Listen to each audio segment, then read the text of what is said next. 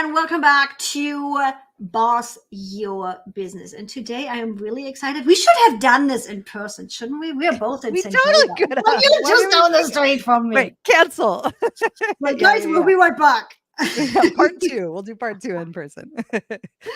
So for anybody watching and listening, if you don't know Lindsay Padilla yet, actually Dr. Lindsay Padilla, we'll come to more of that just in a second. You are an ex-community college professor who accidentally started a business while on the tenure track. Now you are the CEO and co-founder of Hello Audio, a software which takes your content and creates private audio feeds to make learning so much more easier. So just imagine your community, your students, your course members, whoever, just doing their morning walk, being in the gym, sweating their asses off, and get to listen to what you teach them. That's Hello Audio right there. No reading, no blog posting, none of that BS. As my audience knows, I hate writing. It's just put a microphone in front of me and I will talk for hours. And all of your business ideas were actually born out of your tenure track years of teaching adults online in a community college, the ridiculous amount of learning you've done and all the things education and the years spent growing your course creation business online. So it sounds like, not that I know a little bit of your story, it's been this, why the hell is this so difficult? Let's clean this stuff up. Yeah, always. Right? I mean, that's like education in general, and then and then business too. But yeah, it's definitely been a journey, one that was very unexpected. You know, little Lindsay studying for many, many, many years was not expecting to be running a tech company at this point. But it's an interesting one nonetheless, and I'm having a fun time doing it. So there you go. And I want to dive a little bit into, I will want to dive a little bit into the idea of software as a service, of all the things. I'm like, I've been watching you guys behind the scenes in the green room. We just realized, I'm like, your little one is nearly 2 years old now. And I'm like, where the hell did the time go? I know. But I will never be able to actually forget you. There's never going to be a moment where I'm not going to remember Lindsay Padilla. We ran into each other. I was literally freshly in San Diego. This is in 2018 or is it 2017? 2019. Okay, so it was 2019. Okay. And it was right before the world shut down. Yeah. And we were at Pat Flynn. God, thank you, Pat Flynn. Yeah. I was like, why did I have Patrick in my head? Pat Flynn's, and it was so cute because you were the first one that out of nowhere was like, oh my God, you were the ClickUp girl. There's never going to be a moment where I can ever forget you. I'm like, that was the first time where I was like, people recognize me on the street. Mm-hmm, mm-hmm. So yeah, guys, that's how I met Lindsay. And at that point, you were still really, really early in the whole business. You were just getting away from the whole teacher thing and everything and into your own thing. Right? Yeah, I was a couple years into the course creation stuff because I left teaching at the end of 2016, like officially, and I had started my business earlier that year, but kind of really ramping up more of that course creation business, I think really happened more in like 2018, 2019. So yeah, still a couple years early, still green. And I remember going to this event. He used to have a meetup for local kind of entrepreneurs, and sometimes people visiting would come. And we had like jumped onto the ClickUp bandwagon way earlier than a lot of the other kind of online business owners were doing. Yeah. And I loved it. And so because there just wasn't a lot of content out there yet. And so you were the one person who I was like sending my assistant. I was like, okay, this is the girl, like she'll teach you everything you need to know. And just seeing you in person at the event, I was like, oh, this is really fun. So yeah. And I launched Hello Audio. I remember going to one of the meetup meetings and telling Pat Flynn about it. And he's like, I've been waiting for this. Like, I can't believe no one's launched this before. And that's kind of those early days, you need those believers in what you're doing, because you're yes. not quite sure like if it's going to work or if you're doing something stupid. And at that point, you know, the founders, there's 3 of us, none of us are technical. So none of us could actually build the product. And so we were, you know, investing time and money into building something. So we wanted to make sure people wanted it. And so, yeah, I mean, Pat Flynn was a big part of even me thinking that I could do it. And I'm curious because I'm fascinated by the idea of, I have no clue how to do this. No tacky, no nothing, but I want this. How did you go about from, I just know what I want to making it happen? How did you guys go about that? Yeah. You know, I think it starts by doing that at one point, leaving my professor gig. Like jumping into entrepreneurship itself is, you did it too, right? Like at some point you have to be like, I don't know if anyone's going to watch my videos on YouTube, right? Like you just do it. And so I think I had built up that resilience that you kind of need as an entrepreneur. It wasn't my first rodeo, as they might say. I mean, definitely first for many other things, but not my first, like, I have an idea, like, here's how to figure it out, you know, kind of thing. So I had built up that tough skin, and there's a lot of benefits to kind of maybe winding something down and starting something new. It's like you get to start over and you kind of know more, right? And so even if this business ended, like, what would we do next? You know what I mean? And so knowing that, yes, we did not know how to develop anything. I will say this, I will hesitate and say, we didn't know nothing. My husband was like technically savvy. He like knows a little bit of code to be like dangerous, but not enough, like literally couldn't just build enough anything. To get yourself in trouble. Just enough to like read, versus me, like I don't even understand what's happening. So he can read it, he can do some things, but you know, they're definitely not build an entire product. That wasn't even a question. And even our other co-founder, Nora, had a background in computer science. That's what she studied actually in school. Yeah. You know, 15, 20 years ago, 30 years ago, probably now. But that's not, again, what she was like currently up to date on. And so we had people that knew what to look for. You know, we weren't totally going in not knowing anything. But yeah, I remember thinking when we thought of the idea, you know, I think at the time, so this is end of 2018, early 2019.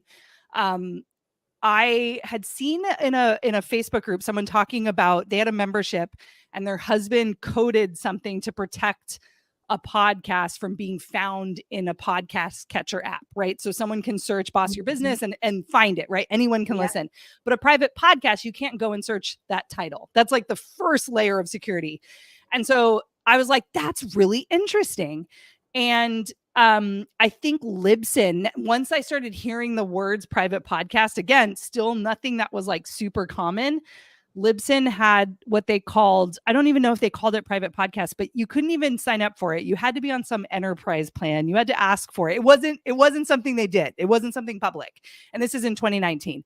And I said to Derek, you know, it was my own, I had bought somebody else's course, and the person kind of actually was pretty nonchalant about the course in as far as like experience. Like it was YouTube videos that were private listed in a WordPress site that you logged into, but it was so annoying to get into it, like so annoying. And I was like, can I just put this on a podcast feed? And because I had heard that people were doing that, I said, Derek, can you do it?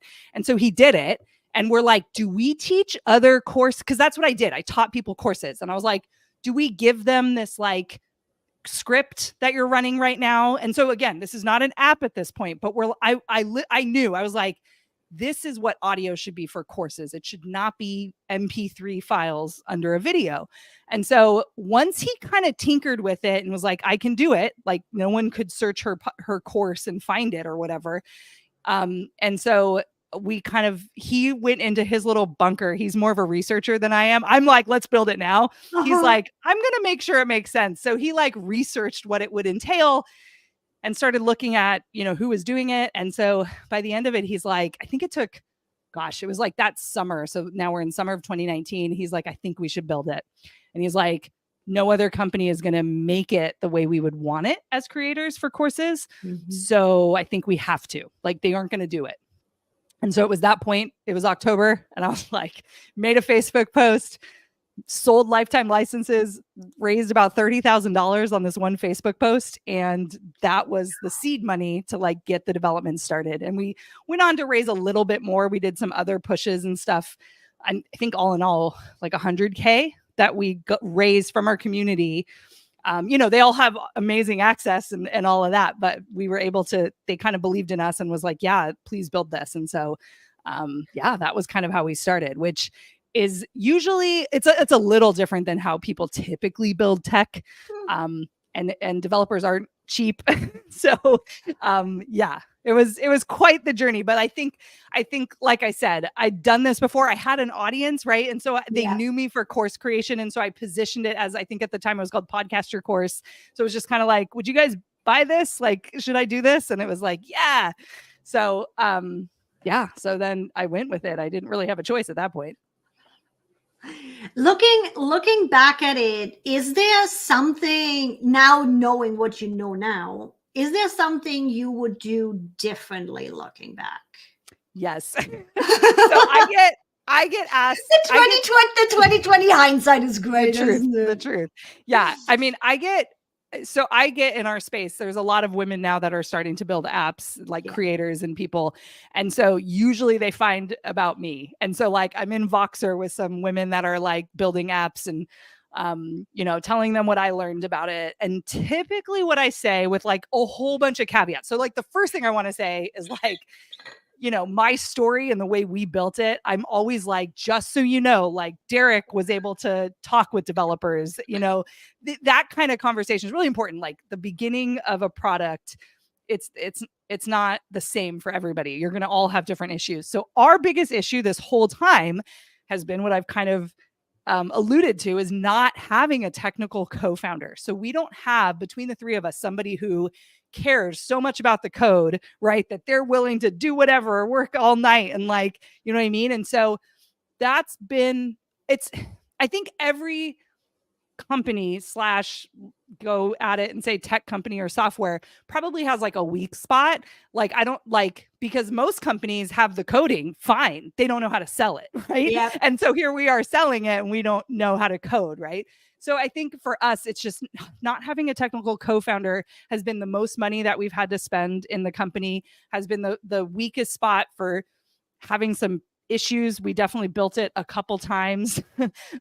We've had issues with different developers we've hired, so I won't go so far as to say that everybody should have a technical co-founder if you want to build something, but you should have somebody that you trust and that you can think, I don't know. Yeah, you trust at some level and you can figure out how to pay them, because most of them are not going to do anything for free or for equity.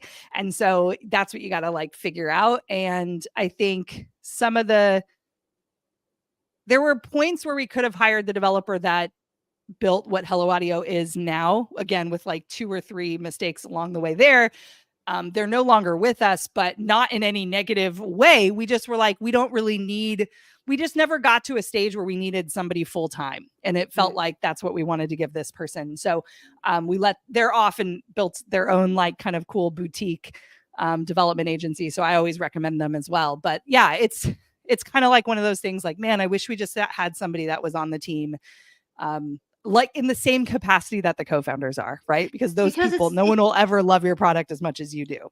Exactly. Where it's like, there is so much going on with coding and it gets nerdy really quick, really fast. Oh, like I'm kind of at like on Derek's level where it's like, I know enough to get myself in trouble. Yeah. But it just goes so far. Nobody is going to love what you build as much as one of the co-founders. Nobody is going to pay as much attention. And there is so much that goes on all at the same time when you are coding and developing something like that. Now, I'm curious with this partnership. Now, Derek is a co-founder too, right? Mm-hmm. So you got a husband and wife. Mm-hmm. You got Nora in there. How with the co-founders, how did this come about? Because I'm like, that there's usually just two ways with co-founders. It's a black and white. It's like it either way it works and you find your way on how it works, or it's a complete crash and burn and implodes. So when I do see a co-founder partnership that, at least from the outside, seems to be working really well, I'm always curious of, how did you get here for this to be a partnership, and how are you making it work? Because there's different personalities, there's different communication styles, there's so much going on all at the same time, and you guys continuously been growing, so something is going right somewhere. Yeah, well, we made mistakes in the beginning, so there's that. I've talked about this publicly other places, so I'm happy to do it here. Yeah. So like early on, so I'll say like our current like situation is good, and I'll get into how we got there. But one part about the early days of our story, as you could tell, it's me and Derek, and I'm also running this other company. I had met Nora at an event in San Diego. It was when Traffic and Conversion was happening, and Jennifer Kem put together a dinner, and I was one of like, I don't know, 30 women there. And she sat me next to Nora, and she said she was very intentional about the seating. And it turns out when, as we started talking, she had built all of ClickFunnels certification and course programs, and she left because they weren't taking it as seriously as she wanted, meaning they were like letting people pass in their courses that shouldn't have been passing. And that was the whole point of a certification, things like that. And she's just like, education was really important to her. So I was like, cool, we should be friends. Let's we'll do something together. Right. And so this is in early 28. Was it in 2019? Now I'm like missing it up. I think it was in 2019 still. And so that was like April or something. So we spent that whole summer kind of masterminding together, and we started building out a program that like had her marketing skills and my course building skills. That was going to be this like launch a course type of program. So we're building this out, and then Derek and I have this side idea, and we start telling her about this side idea, and she's like, yeah, that sounds really cool. And then of course it comes out like, yeah, I was like one of the first employees at ClickFunnels. And we're like, oh, you like know SaaS products, like, oh, you have a development background, like all these things. Right. And so she started giving us advice. Like, we'd say, this is happening, what should we do? And she just started like always, there to be like, oh yeah, this happened when we were doing this at ClickFunnels, this. And so in that time when we launched, and then that fall, I had met with some people. I was like trying to find a developer, seeing how this was going to go. And one person put us in this direction of, well, why do you have to build something yourself? Why not just like find a podcast hosting company that wants to build this with you? And just like, we don't know what it could look like, but maybe I would come on as like a high level employee in some way. And just like, they trust me to build this thing for creators because I knew what they needed. And so we went down that path. And we were talking with, oh my gosh, they sold to Libsyn, Glow FM, which is like a membership subscription. And, we got pretty far with them. So this goes into the early 2020. And, she had raised capital though. So she's venture backed, and she had to deal with her board. Like, she's not allowed to just like decide to change the direction. Yeah. So it took some time, and we had to convince them, right? We had to like say, hey, blah, blah, blah. So it took some time. So now here we are in early February 2020. We had sold those licenses in October. So now we're coming up on month 5. And one of the things we did when we pre-sold our licenses was we said, look, we can get your private podcast up. There's no email logging in of, there's no special, we did generate unique links for email addresses, I think, actually, but we were manually doing it all. There was no app that someone could log into. So they would send us our files in a Google Drive. We'd send them back the links for their students, basically, in so many ways. So you were already delivering, but we were already delivering where you had the dream. Which made me more comfortable about taking people's money. And we knew that we could do that when we launched. So that was helpful. And so one of our lifetime license buyers messages me and said, when's this happening? And I was like, well, we might actually partner with this other company. And so we're, who knows, but like, we're hosting it for you. We'll set it all up. And she's like, I don't like that. And by the way, I've built apps before on the App Store. I know what I'm doing. Do you want to partner? And like, looking back, I wish I did a little more research on the person. The person was in the ClickFunnels community. Looking back, I don't know how true her accolades are with her background. I can't get confirmation on some of the claims that she makes. But we decided to do it. And Nora was the person who was like, I don't know, something feels off.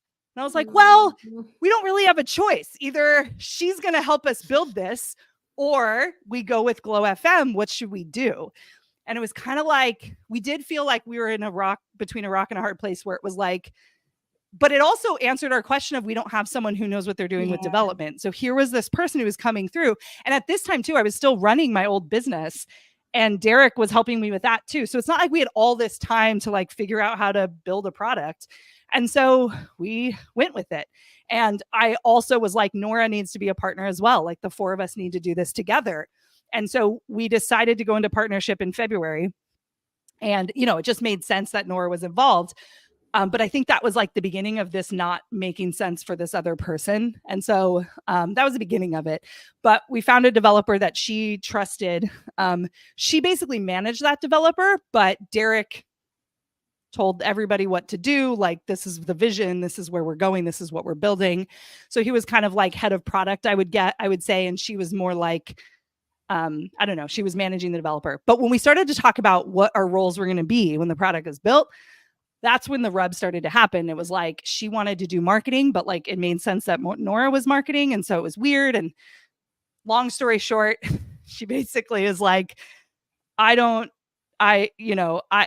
basically we're about to launch in mid-May, and the product is ready.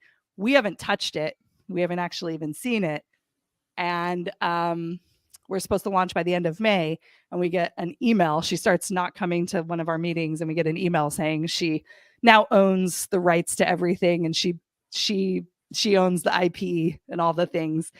And so that was horrific. It was like the worst thing that's happened to me in business, and maybe hopefully will forever. But so pretty much she took all of the ideas, she took everything we did. Yep. And at that point, you know, we have a lawyer. So here's the crazy part is we didn't actually split up equity or sign anything yet. We were like being advised to work together for a while before you decide to give equity. And thank God we did that, because if on day one, we're just like all splitting it and not even having worked with her, would have been like a whole other story. But because we actually still didn't do that, which is, as I put myself in her shoes, probably was part of the reason why she like felt like she built this herself and they're not honoring and recognizing it, but like didn't even have the guts to show up to the literal equity meeting we were supposed to have on the day we got her email. And so the like backstory is like 1 week before that day, she went in and deleted all the files in ClickUp, but and Derek realized that she did that because she wrote something weird. Like, isn't it, you know how like ClickUp has like, who can see the board or something?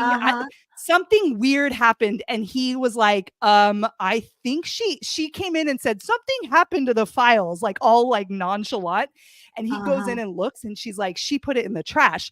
He unarchived everything. So like, not only did she not actually dump the trash, she did that for Google Drive and everything. So we like saved everything. We knew this happened on a Friday, and she told us on Wednesday, but we knew that she was doing something shady. And then if you go back, her Facebook business page was already created. The name was already created. This is all before she told us that she wasn't ready to work with us and all of the things. So I had a lawyer because we were signing incorporation documents, and we told him what was happening. And he's like, well, first of all, she doesn't own anything. Like, you guys jointly created this. So her email is just not factual. So he's like, at least respond back and say that like, hey, like we co-own this with you. But he said, you have a choice. You can fight her for it, which you have a case 100% to fight her for it. Or you can look at this and say, it's a PR game and you just need to beat her. And that's what we chose to do. So we said, good luck. Have fun with that. It's not your fucking product. And we're going to just build it. So again, this is why that technical co-founder piece was so important, is because, we essentially had to build over in early June as well. So you're lucky enough to not have had a full contractual obligation at that point, because that was an NDA. That was it. That would have changed everything. And it's like having a contractual partnership at that moment would have been dissolving that and doing all the things. And holy cannoli. I know. Now, with her wrapping it up so nicely. And yes, guys, ClickUp has a trash bin that you can recreate stuff and pull stuff out from. Yes. So does Google Drive, Thank by God. the way. Yes. Were you able to pull things out, to get coding, to get pieces, or did you have to start completely from zero? We decided to start completely over. It was what we were able to get out, nothing related to the code and what was built, but more like the mock-ups and everything we decided. So all that like energy behind the product and what it was supposed to look like. So you got at least the UX and the user interface, and the idea is you don't have to recreate and try to pull out of your head what you were envisioning. You have at least that. Yep. All right. Crazy, right? So to your point, that it is really important that, especially when you're going into business with somebody, that you vet them and trust your guts on that. And I'm still grateful to that experience because this person pushed us to build it ourselves. We were going down another path, and so as much as it sucked and still sucks, because PS, the product is still out there, which is like still bananas to me, but it sucks. Who would want to go with a different product if they can go with Hello Audio? Let's be honest. I mean, check the numbers and ask people what thing that they recommend. But yeah, I mean, to be fair, it's like, I look at it and I'm like, yeah, she pushed me to do something that I wasn't planning on doing. And in further reflection after that summer, we had issues with another developer, not in that way, but did not deliver what we were expecting. And we looked back and we're like, oh, she was doing what she needed to do. Like, she was head of product, and Derek really needed to learn how to be head of product. And it's like, we did build a team that made sense skill wise. It's just, for whatever happened to her in her past, like, she felt like she was being wronged in some capacity, that this is what she was needing to do, her reaction. And yeah, I just look at it and I'm just like, thank God, because that made us make it. And it was scary to make it in that darkness. I mean, that pressure of that summer before we launched. So we launched in November 2020, luckily found the developer that built Hello Audio in early September. And yeah, basically it was built in about 2 months. And again, this is the third time we built it at this point. So we knew what we needed to do. But yeah, they built it from scratch, and we were able to, launch in 2020. But it was almost like every day I was just so nervous that she was going to take my customers or blow up, right? Like, in that capacity. And Clubhouse was blowing up at that time, and I was on there and she was on there. And I just remember thinking, like, we don't have a product to sell, but here's this person out there talking about the things that I came up with, you know what I mean? And it was kind of one of those things where you're just like, you just knew you had to put your head down and keep going. Like, there was no stopping. There was no giving up watching her do it, but I was still scared, like every single day, scared that I would wake up to some Facebook post that, this guru uses her program, whatever, right? Like that, just that fear.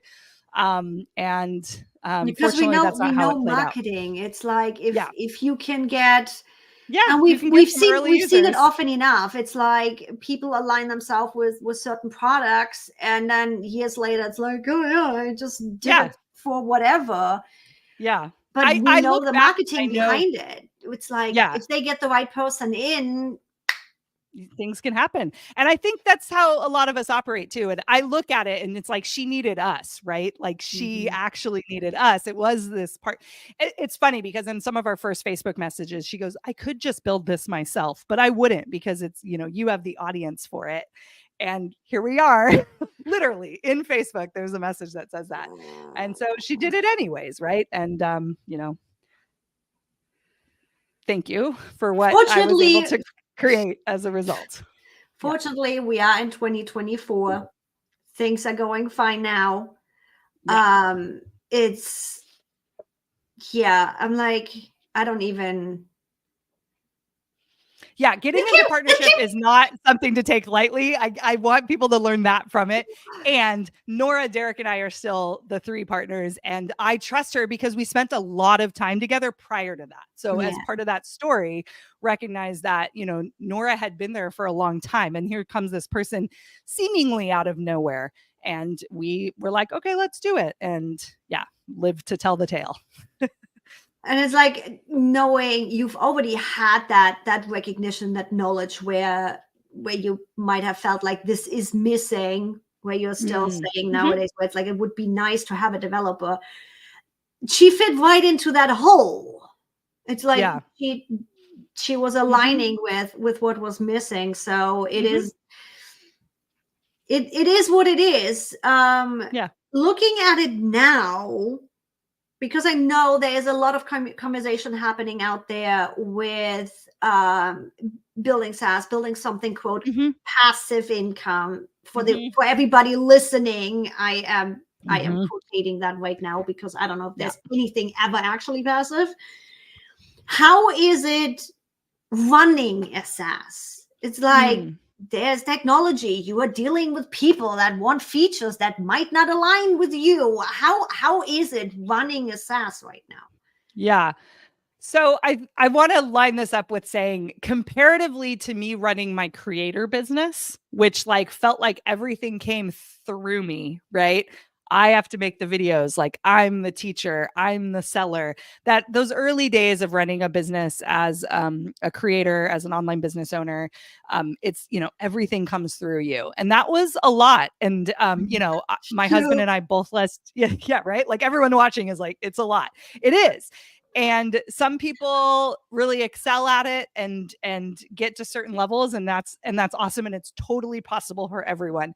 I think for me, I hit a ceiling of feeling like I wasn't enjoying it as much, that I was doing more managing. I wasn't doing as much teaching and creation, which totally is a solvable problem.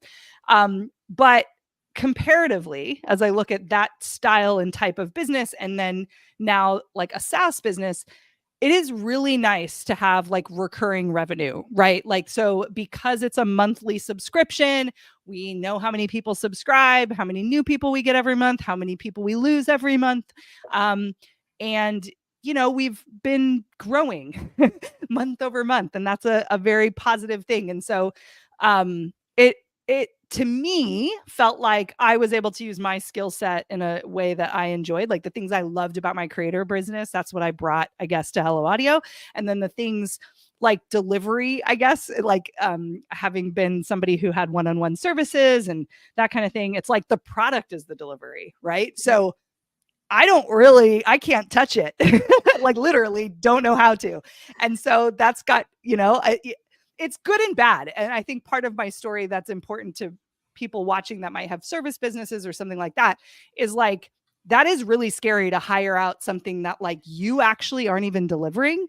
And so as you hear in my story, you have to trust people during that process, and it can be hard and it can mess up. And so, I think that's always helped me based on my own strengths. So I think it's totally possible to run a creator business based on your own strengths and hire out the things you need to do.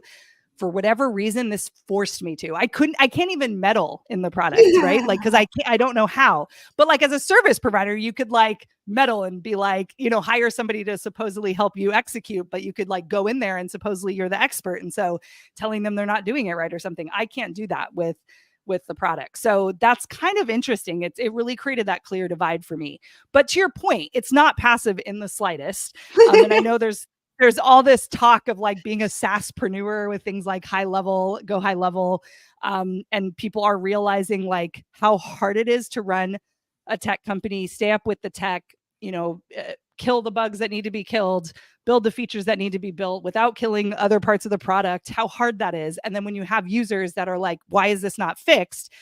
And with something like Go High Level, where there's a third party involved, you're oh, well, I can't force them to do it. Well, at Hello Audio, maybe we're not that exact setup. We're not white labeling anything for sure. But we have that same problem where it's we can't fix it because this is happening right now, but you don't know that. And it's hard to right? And it's like, yes, we would love to do that integration, but do you know how much it costs to do an integration? Like, you don't just like click a button and say integrate with, ConvertKit or whatever, right? It's like dev money that costs that. So we have to weigh what gets built, what doesn't, and deal with the customers that are having issues, stay on top of all the things that are broken and all of that. So it's definitely not passive in the slightest, but what is positive is that recurring revenue. And I think that is something to think about as somebody who's a service provider, like what ways you can incorporate that into your business, because it does help, I think, with that month over month kind of feeling like you're growing for sure. It's not as much the up and down that you have as Totally. a service provider. And it's funny you mentioned Go High Level. We behind the scenes are digging into Go High Level right now because it potentially aligns with our 5-year goal. So it's going to be interesting looking back at this episode in a little bit and see where we're at with that. One last thing I would love to chat about is in this alignment of running a SaaS right now and having so many different opinions from the user base and so many different requests. How do you stay on task? Do you have internal value set? Do you have a specific target market set or whatever that helps you make the decision of, cool, I like this feature, but it's actually going to be on a back burner because it doesn't align with us? How do you make those decisions? Yeah, definitely values and like our original vision. We come back to that, the idea that we would love courses to have podcast versions and that just be the norm, right? That's expected, whether it's hosted on Hello Audio or not. We just really think that people's product should offer the option of audio just because the MP3 doesn't cut it, right? So as we look at that, if we're thinking about learning and content consumption, what could help that? That definitely drives our vision, our values, accessibility, ease of use, that kind of thing. And so we do that. I'll say this too. At the very beginning, we didn't really talk about this part of the story, but I was in an accelerator called Techstars. So we actually we had a little bit of funding in the early days of our product. And by having funding, we were able to each pay our own salaries for the 3 co-founders, which was a pretty big deal. It wasn't anything fancy to write home about as far as like salaries, let's say that. Being able to at least buy groceries and correct. And be able to live. Yeah. And to kind of put aside the other things, like I basically stopped running my other business. Nora stopped consulting. So we, really wanted to go all in on this. And it was actually in the end of 2022. So it's been over a year now, but end of 2022, we're like, we need to get to profitability because we were kind of still we were still kind of burning cash as tech companies do. And so because of that, we had to make the decision, like our product, we actually got it to a place that it holds the promise that we said, like your content, you put it in our product, we will make a private podcast feed, right? And it will go to your listeners, right? Because I think it is really easy for a SaaS product to just start building features and keep doing it because you're like, well, this is what you do when you have a product, you just keep building stuff. And the reality is like, sometimes you could build things that people aren't using, or you know what I mean? Like you think it's going to be great. So the flip is true too. Like, yeah, users could tell us what they want, but we could also think that people want one thing. So not that necessarily happened. I think it probably happens in every company, even if you stay close to your users. Because for us, like we are the users too, but because of the way it was built. But in the end of 2022, when we're like, we need to get to profitability, we just kind of pulled back on development at all. And to the point where it was like bug fixes. And so we didn't release a whole bunch of features, and we really doubled down on client acquisition or customer acquisition, and just like stopped spending as much as we were spending on development. And so I think it mirrors a typical company, right? You're just kind of trying to make decisions on cash flow, what your goals are, taking into account that, like, I think this is another thing as business owners, like we always want to keep going to the next milestone. Like there's no real like goalpost where you're like, I've achieved it, right? And so I think at some level you're just like, wait, like we don't have to keep building like let's take a step back and really think like, what do we actually want? Right. And I think that conversation was really important. And now as we look today, you know, we're able to make decisions. We're able to get raises, like that kind of thing. And that's really cool. And we're not dependent on raising capital from outside investors, which was also happening. PS was in 2022. I actually went out to raise it early 2022, but that was kind of when the tech world kind of was like, oh, and there's been this huge course correct. And so we, I think, dodged a bullet there, as much as at the time I was like, oh, shoot, like I'm not raising, it's not working. But we were like, instead, we're like, what skill sets do we have as our founders? What does our team have? And we went back to basics. It's like, we need to market more, like we need to get more users. And so that's when we, you know, of course, let development go down. So now actually, as I share that, what did I say at the beginning, right? Like having a technical co-founder, it's like, you know, we would have basically scaled someone's job down to like nothing almost. And so that allowed us to be like, that we can turn down, like, let's use the things that we know how to do. So it's not always just like values and that kind of thing, but it is like keeping the lights on and growth, and like, what does growth look like for your company? And maybe you don't have to do it like all the other tech companies or all the other service providers, right? Like, do what makes sense for you. Yeah, that's kind of, I guess, what I would say about that.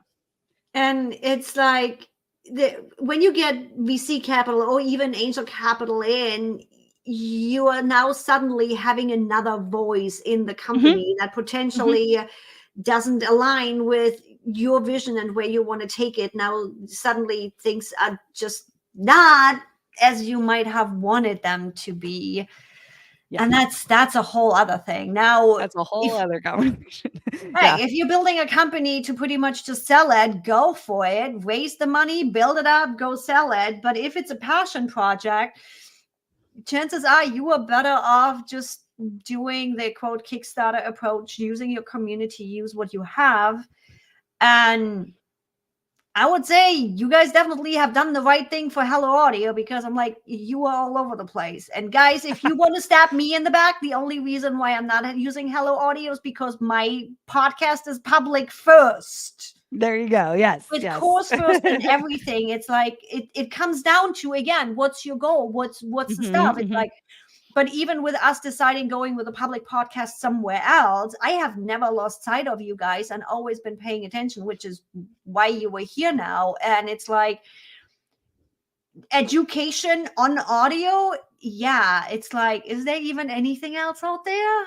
Yeah. So right? I would say the approach of focusing on user acquisition and the marketing piece, hell yeah, you've nailed it. And it's like, what else is there? Isn't there something? Yeah. I think, I remember the conversations we had as a team at that time. It was just like, I actually felt like I was getting really far away from what I was really good at, where it's like, I'm having these investor meetings, I'm doing these financial projections, which is like important. But at the same time, I was like, what is Lindsay good at? Right. And it was just kind of one of those things of like, we can do this. Like, we don't need anyone else. Right. We don't need the money from folks in LA or wherever, right? And it was a pretty big wake up call. And it was also right about before I was about to give birth, that round. And so just to add a little something to the whole mix. Don't recommend that, let me tell you. But yeah, by the end of like maternity leave, we're like, I came out of maternity leave like ready to go with like, here's what we're going to do for Hello Audio. Here's what we're going to make it happen. And we did it. And so that was really cool. I think from as a team perspective, like making those kind of big decisions with the three of us and people you trust, right? Those founders, the co-founders that you trust, the partnerships that you trust. It allows you to put a feather in your cap. So not only did we get screwed over in the beginning, now we're like, okay, like let's, keep adding feathers as you build your business. Cause I think like so many things happen to us. So many milestones are hit that aren't just monetary. You know what I mean? Like, and I think, and I'm so bad at celebrating that kind of stuff myself. And it, I love doing stuff like this because it's like, oh yeah, we did. Oh that. Yeah, I did really that. Cool. Right. That happened. Oh, by the way, I love my team just started something. Actually, my right hand Kitty started something and I'm loving it. Every time we are on a call, she's like, what are you grateful for? And it has started this, because I do the same thing where it's like, Mm-hmm. oh yeah, right, I moved from another country in the US. I finally got my citizen. Or I wrote a book. Yeah, by the way, that happened. Completely forgot about it. Mm-hmm. So it's nice that one of my team members has gotten to the point of, so what are you grateful for? Let's celebrate something.